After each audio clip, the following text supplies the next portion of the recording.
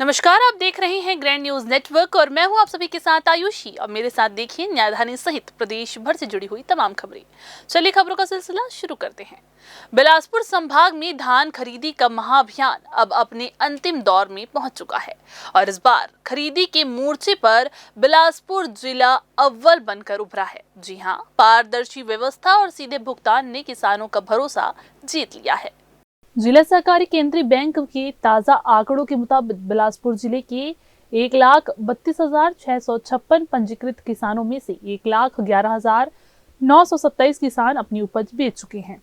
अब तक किसानों के खाते में करीब 1,190 करोड़ रुपए सीधे ट्रांसफर किए जा चुके हैं, जिससे जिले ने संभाग में बढ़त बना ली है। सरकार द्वारा तय समर्थन मूल्य पर मोटा धान 2,369 रुपए और पतला धान 2,389 रुपए प्रति क्विंटल की दर से खरीदी हो रही है। बिना बिचौलियों के सीधे भुगतान से रसगुदारों के सिंडिकेट पर लगाम लगी है और किसान बेहद संतुष्ट नजर आ रहे हैं।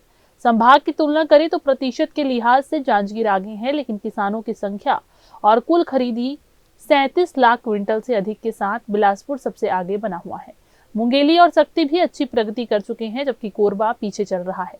इधर उपार्जन केंद्रों पर धान के उठाव में तेजी लाई गई है। ट्रकों के फेरे बढ़ाए गए ताकि किसानों को किसी तरह की परेशानी ना हो। सुव्यवस्थित टोकन और तौल व्यवस्था से इस बार मंडियों में किसानों को रात नहीं गुजारनी पड़ रही है, जो प्रशासन की बड़ी सफलता मानी जा रही है। कैमरामैन गोलू कश्यप के साथ भारतेंदु कौशिक की रिपोर्ट। बिलासपुर में मतदाता सूची में नाम जुड़वाने को लेकर जनता की भारी सुस्ती अब लोकतंत्र के लिए खतरे की घंटी बनती हुई नजर आ रही है। भारत निर्वाचन आयोग के निर्देश पर छत्तीसगढ़ में मतदाता सूची का विशेष पुनरीक्षण किया गया, जो अब अंतिम चरण में पहुंच चुका है। इस प्रक्रिया में बिलासपुर जिले की मतदाता सूची से करीब 3,63,000 नाम काट दिए गए, लेकिन हैरानी की बात तो ये है कि इतने बड़े आंकड़े के बावजूद अब तक सिर्फ 50,000 के करीब ही दावा आपत्तियां दर्ज की गई है। जिला निर्वाचन कार्यालय द्वारा लगातार जागरूकता अभियान चलाया गया। बीएलओ ने घर घर जाकर लोगों को जानकारी दी। इसके बावजूद लाखों मतदाता अब भी निष्क्रिय बने रहे। प्रशासन का साफ कहना है कि दावा आपत्ति दर्ज कराने की समय सीमा अब समाप्त हो चुकी है। अब केवल उन्हीं आवेदनों की दस्तावेज जांच की जाएगी जो पहले ही जमा हो चुके हैं। ये सत्यापन प्रक्रिया 14 फरवरी 2026 तक चलेगी। इसके बाद 21 फरवरी 2026 को जिले की अंतिम मतदाता सूची जारी कर दी जाएगी। निर्वाचन अधिकारियों ने स्पष्ट चेतावनी दी है कि जिन लोगों ने समय रहते आपत्ति दर्ज नहीं कराई, उनके नाम फाइनल लिस्ट से स्थायी रूप से बाहर हो जाएंगे। इसका सीधा मतलब है कि वे आगामी चुनाव में वोट देने के अधिकार से वंचित रह जाएंगे। प्रशासन की अपील है कि लोकतंत्र में भागीदारी तभी संभव है जब मतदाता सूची में नाम हो। अब लापरवाही का कोई मौका नहीं है, क्योंकि फाइनल सूची के बाद सुधार का रास्ता पूरी तरह से बंद हो जाएगा। कैमरामैन गोलू कश्यप के साथ भारतेंदु कौशिक की रिपोर्ट। छत्तीसगढ़ के बिलासपुर जिले के मस्तूरी जनपद अंतर्गत पाराघाट में स्थित राशि स्टील प्राइवेट लिमिटेड में 77वें गणतंत्र दिवस के गर्मामयी अवसर पर एक बेहद शर्मनाक वाकया सामने आया है। आपको बता दें, इसने राष्ट्रीय प्रतीकों के प्रति प्रबंधन की संवेदनशीलता पर गंभीर सवाल खड़े कर दिए हैं। जानकारी के अनुसार जब पूरा देश देशभक्ति के जज्बे में डूबा हुआ था, तब राशि स्टील परिसर में ध्वजारोहण और राष्ट्रगान के दौरान तिरंगा अचानक रस्सी से फिसलकर सीधे जमीन पर गिर गया।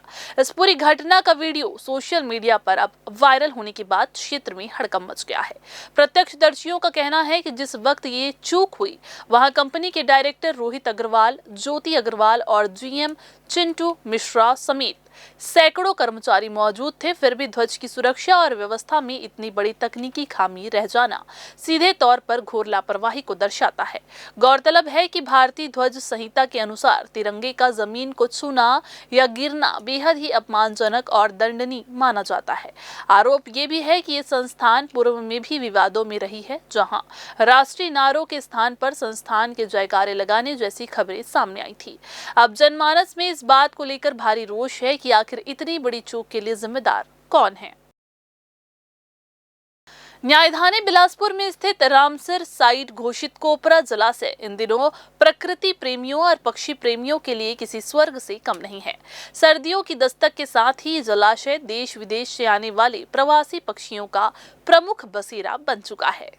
हजारों किलोमीटर की लंबी दूरी तय कर दुर्लभ प्रजाति के ग्रिलिंग हंस कोपरा जलाशय पहुंच चुके हैं और यहाँ डेरा डाल दिया है। ये हंस मुख्य रूप से आइलैंड और रूस जैसे ठंडे क्षेत्रों से आते हैं। कड़ाके की सर्दी से बचने के लिए ये पक्षी हर साल गर्म और सुरक्षित जलाशयों की तलाश में लंबी उड़ान भरते हैं। पक्षी विशेषज्ञों के अनुसार ये प्रवासी हंस 5000 से 7000 किलोमीटर तक की दूरी तय कर हिमालय के ऊपर से उड़ते हुए कोपरा जलाशय पहुंचते हैं। प्रवास के दौरान ये पक्षी 26,000 फीट तक की ऊंचाई पर उड़ान भरने में सक्षम होते हैं। कोपरा जलाशय में ये हंस आमतौर पर 10 से 15 दिन ठहरते हैं। वाइल्ड लाइफ फोटोग्राफर और पक्षी विशेषज्ञ शिरीष हामरे ये बताते हैं कि इतनी ऊंचाई पर उड़ान भरना इनके मजबूत पंखों और अद्भुत दिशा ज्ञान का प्रमाण है। विशेषज्ञों का कहना है कि कोपरा जलाशय में प्रवासी पक्षियों की मौजूदगी यहाँ की स्वच्छता और जैव विविधता को दर्शाती है। सुबह और शाम के समय जलाशय में हंसों की चहचहाहट और समूह में तैरते उड़ते पक्षी बेहद मनमोहक दृश्य प्रस्तुत करते हैं। अब कोपरा जलाशय धीरे धीरे अंतर्राष्ट्रीय स्तर के बर्ड वॉचिंग स्थल के रूप में अपनी पहचान बना रहा है। कैमरामैन गोलू कश्यप के साथ भारतेंदु कौशिक की रिपोर्ट। बिलासपुर शहर में एयर कंडीशनर एसी से कीमती कॉपर वायर चोरी करने वाले एक शातिर गिरोह की सक्रियता पर नकेल कसते हुए सिविल लाइन और तारबहार थाना पुलिस ने बड़ी सफलता हासिल की है। आपको बता दें कि पुलिस ने एक मुख्य आरोपी राहुल गंधर्व और उसके साथ शामिल एक अपचारी बालक को गिरफ्तार किया है, जिनकी निशानदेही पर चोरी का माल खरीदने वाले 2 कबाड़ियों कमलकांत दत्ता उर्फ डोकरा और मोहम्मद याकूब को भी हिरासत में लिया गया है। पुलिस ने इनके कब्जे से विभिन्न थाना क्षेत्रों से चोरी किया गया लगभग 173 फीट कॉपर वायर बरामद किया है, जिसकी बाजार दर 1 लाख रुपए से अधिक आंकी गई है।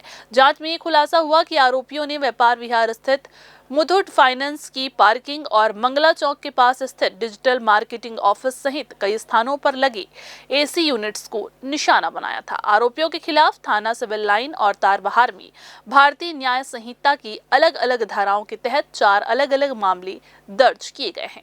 पूछताछ में आरोपियों ने स्वीकार किया कि वे शहर के पॉश इलाकों में रात के अंधेरे में रेकी कर चोरी को अंजाम देते थे और तत्काल कबाड़ियों को औने पौने दामों पर बेच देते थे। इस पूरी कार्रवाई में थाना प्रभारी सिविल लाइन SR साहू और उनकी टीम ने सीसीटीवी फुटेज व मुखबिर की मदद से आरोपियों को घेराबंदी करके पकड़ा, जिन्हें अब न्यायालय में पेश कर न्यायिक रिमांड पर जेल भेज दिया गया है।